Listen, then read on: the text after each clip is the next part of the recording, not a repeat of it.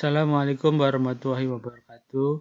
Selamat bertemu kembali anak-anakku sekalian pada pelajaran IPS hari ini. Pada hari ini Bapak akan menyampaikan materi tentang kehidupan masyarakat pada masa Islam. Semoga kalian tetap semangat belajar, tetap sehat, dan pertemuan hari ini bisa bermanfaat bagi kita semua. Selanjutnya Bapak akan menyampaikan tujuan pembelajaran pada hari ini, yaitu menganalisis kehidupan masyarakat pada masa Islam. Hal pertama yang akan dibahas pada kesempatan kali ini yaitu peta masuknya Islam ke Indonesia. Islam masuk ke Indonesia melalui dua jalur, yaitu jalur utara dan jalur selatan. Jalur utara meliputi Arab, dalam hal ini Mekah dan Madinah, selanjutnya Damaskus, selanjutnya Baghdad, Gujarat, pantai barat India, lalu Sri Lanka, dan akhirnya sampai ke Indonesia. Rute selanjutnya melalui jalur selatan, yaitu Arab, Mekah dan Madinah, melalui Yaman, Gujarat, Sri Lanka, dan akhirnya masuk ke Indonesia.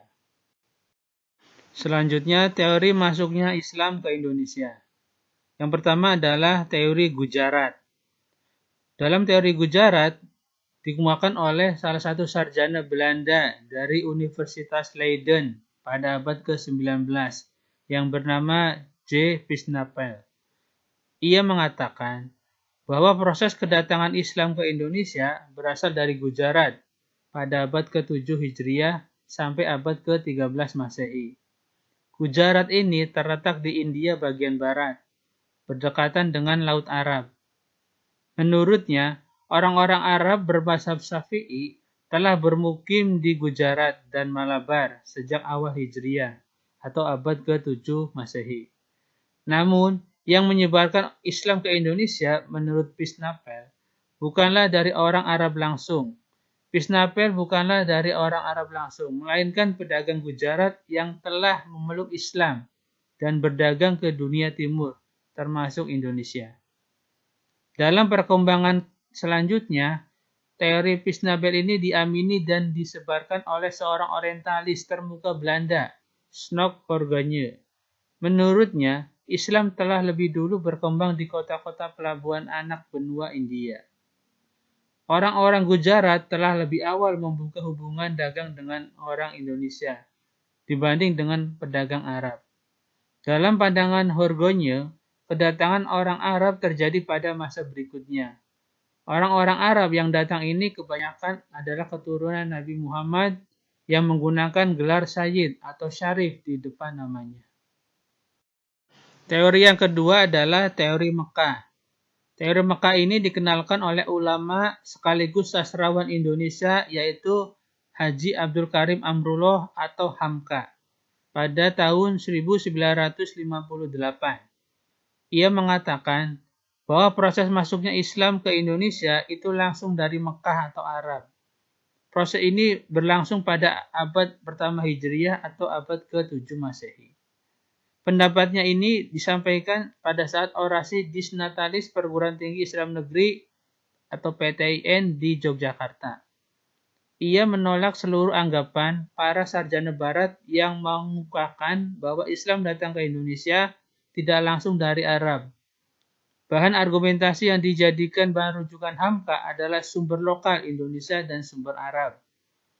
Menurutnya, motivasi awal kedatangan orang Arab tidak dilandasi oleh nilai-nilai ekonomi, melainkan didorong oleh motivasi spirit penyebaran agama Islam.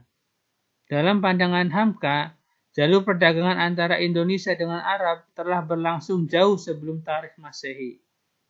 Dalam hal ini, teori Hamka merupakan sambenggahan terhadap teori Gujarat yang banyak kelemahan. Ia malah curiga terhadap prasangka-prasangka penulis orientasi Barat yang cenderung memojokkan Islam di Indonesia. Teori yang ketiga adalah teori Persia. Pencetus dari teori ini adalah Husein Jayadiningrat, sejarawan dan ilmuwan pribumi pertama asal Banten. Ia mengatakan bahwa proses kedatangan Islam ke Indonesia berasal dari daerah Persia atau Parsi, kini Iran, pada abad pertama Hijriah atau abad ke-7 Masehi. Dalam memberikan argumentasinya pada sekitar tahun 1886 sampai 1960, Hussein lebih menitikberatkan analisisnya pada kesamaan budaya dan tradisi yang berkembang antara masyarakat Parsi dan Indonesia. Kesamaan budaya ini dapat dilihat pada masyarakat Islam Indonesia, antara lain peringatan 10 Muharram atau Asyura sebagai hari suci kaum Syiah atas kematian Husain bin Ali, cucu Nabi Muhammad, seperti yang berkembang dalam tradisi tabut di Pariaman di Sumatera Barat. Istilah tabut atau keranda diambil dari bahasa Arab yang ditranslasi melalui bahasa Parsi. Selanjutnya, proses penyebaran Islam di Indonesia dilakukan melalui yang pertama, proses melalui perdagangan. Proses penyebaran agama Islam dilakukan oleh para pedagang Muslim yang menetap di kota-kota pelabuhan untuk membentuk perkampungan Muslim, misalnya Pekojan, Jakarta Barat. Saluran ini merupakan saluran yang dipilih sejak awal sejarah masuknya Islam ke Indonesia. Yang kedua adalah proses melalui perkawinan. Proses penyebaran agama Islam dilakukan dengan cara seseorang yang telah menganut agama Islam menikah dengan seseorang yang belum menganut agama Islam, sehingga akhirnya pasangannya ini ikut menganut agama Islam. Yang ketiga, proses melalui dakwah. Proses penyebaran Islam yang dilakukan dengan cara ini memberikan penerangan tentang agama Islam, seperti yang dilakukan Wali Songo dan para ulama lainnya. Yang keempat, proses melalui pendidikan. Proses ini dilakukan dengan mendirikan pesantren guna memperdalam ajaran-ajaran Islam yang kemudian menyebarkannya. Yang kelima, proses melalui seni budaya. Proses penyebaran Islam menggunakan media-media seni budaya seperti pergelaran wayang kulit yang dilakukan oleh Sunan Kalijogo, upacara sekaten atau upacara untuk memperingati ulang tahun Nabi Muhammad SAW, dan seni sastra. Yang keenam, proses melalui tasawuf. Penyebaran Islam ini dilakukan dengan menyesuaikan pola pikir masyarakat yang masih berorientasi pada ajaran agama Hindu dan Buddha. Selanjutnya, pengaruh Islam terhadap masyarakat di Indonesia. Yang pertama, dalam bidang politik. Pada masa Islam, konsep kerajaan berubah menjadi kesultanan. Dalam sistem kesultanan, nilai-nilai Islam menjadi dasar pengendalian kekuasaan. Yang kedua, dalam bidang sosial. Setelah masuknya Islam, sistem kasta menjadi pudar, karena ajaran Islam tidak mengenal sistem kasta. Meskipun demikian, pada masa Islam masih terdapat penggolongan kelompok masyarakat. Misalnya, di Jawa, seorang ulama diberi gelar kiai atau sunan. Gelar-gelar ini menunjukkan status sosial yang tinggi. Yang ketiga, dalam bidang agama. Sebagian besar masyarakat Indonesia menganut agama Islam. Meskipun demikian, masih terdapat masyarakat yang menganut agama Hindu, Buddha, atau kepercayaan. Selanjutnya, pengaruh Islam dalam bidang kebudayaan. Kebudayaan Islam mengakomodasi kebudayaan yang sudah ada. Tentunya dengan modifikasi dan penyesuaian agar tetap sesuai dengan ajaran Islam, menyebabkan terjadinya akulturasi antara kebudayaan Islam dengan kebudayaan yang sudah ada. Hal ini bisa kita lihat misalkan dalam bangunan. Dalam seni bangunan, misalkan ada sistem atap tumpang yang terjadi pada masjid. Kita lihat di sini contoh adalah Masjid Agung Demak. Yang kedua, menara. Menara di sini ada perpaduan antara unsur Hindu dengan Islam. Dan selanjutnya adalah seni ukir. Di sini seni ukir patung itu dicampur dengan kaligrafi, sehingga terjadi perpaduan seni ukir kaligrafi. Selanjutnya, kerajaan-kerajaan Islam di Indonesia. Yang pertama, Kerajaan Samudra Pasai. Pada abad ke-13 Masehi, berdirilah Kerajaan Samudra Pasai. Kerajaan ini didirikan oleh Sultan Malik As-Soleh. Letak Kerajaan Samudra Pasai sendiri berada di Aceh Utara, tepatnya di Kabupaten Lok Sumawe. Kerajaan Samudra Pasai sendiri dipercaya sebagai kerajaan Islam pertama di Indonesia. Dalam sejarahnya, Islam masuk ke kerajaan ini diperkirakan pada abad ke-12 Masehi. Yang kedua, Kerajaan Aceh Darussalam. Kerajaan ini berdiri pada tahun 1514 dan didirikan oleh Sultan Ibrahim. Kerajaan ini mencakup daerah bekas Kerajaan Samudra Pasai dan Aceh Besar. Agama Islam sendiri sudah masuk ke kerajaan ini dari abad ke-12 Masehi. Yang ketiga adalah Kerajaan Demak. Kerajaan ini dipimpin oleh Raden Fatah dan berdiri pada tahun 1478. Memiliki daerah kekuasaan di daerah Demak. Kerajaan Demak merupakan kerajaan Islam pertama di Pulau Jawa.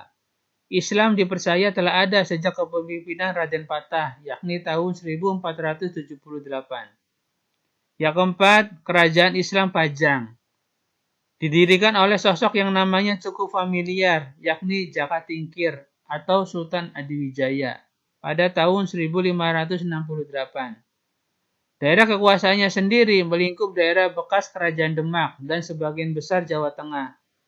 Kerajaan ini sendiri memeluk Islam sejak tahun 1478. Yang kelima adalah Kerajaan Islam Mataram. Didirikan oleh Sutowijoyo pada tahun 1586. Kerajaan ini terletak di Kota Gede, sebelah tenggara kota Yogyakarta. Kerajaan ini merupakan bekas dari Kerajaan Pajang dan Demak, yang mayoritas orang beragama Islam sejak tahun 1478. Yang keenam, Kerajaan Islam Cirebon.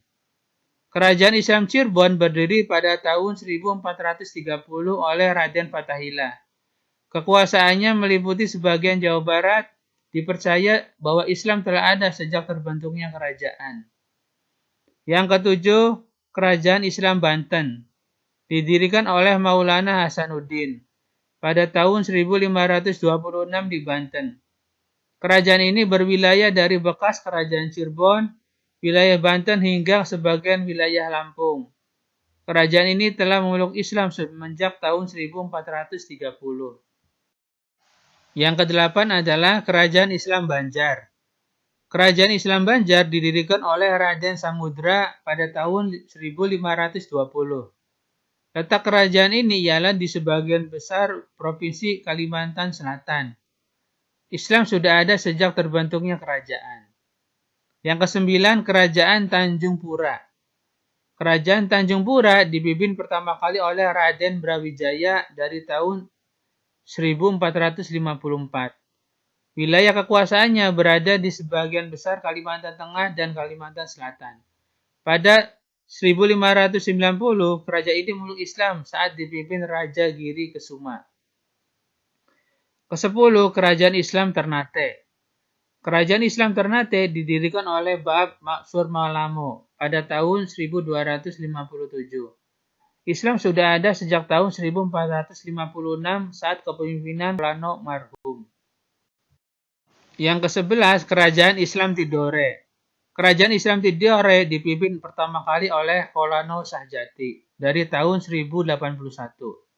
Dalam sejarahnya, kerajaan ini mulai memasuki Islam pada kepemimpinan Sultan Jamaluddin pada tahun 1495. Ke-12, Kerajaan Islam Makassar. Kerajaan Islam Makassar pertama kali dipimpin oleh Sultan Alauddin pada tahun 1591. Dalam sejarahnya, kerajaan ini sudah memeluk Islam sejak pertama kali dibentuk. Selanjutnya, kita akan mempelajari peninggalan-peninggalan peradaban Islam di Indonesia. Kalian lihat di sini ada contoh Masjid Agung Demak yang merupakan peninggalan Kerajaan Demak. Selanjutnya, Makam Sultan Malik Al-Soleh yang merupakan peninggalan Kerajaan Samudra Pasai. Selanjutnya, Istana Mulyakarta yang merupakan peninggalan Kerajaan Tanjung Pura. Lalu, Serapan Serat Sastra Gending karya Sultan Agung yang merupakan peninggalan Kerajaan Islam Mataram. Demikian pembelajaran hari ini. Bapak ucapkan terima kasih. Semoga bisa membantu dalam belajar. Sukses untuk kita semua. Bapak Hiri bila taufiq wal hidayah. Wassalamualaikum warahmatullahi wabarakatuh.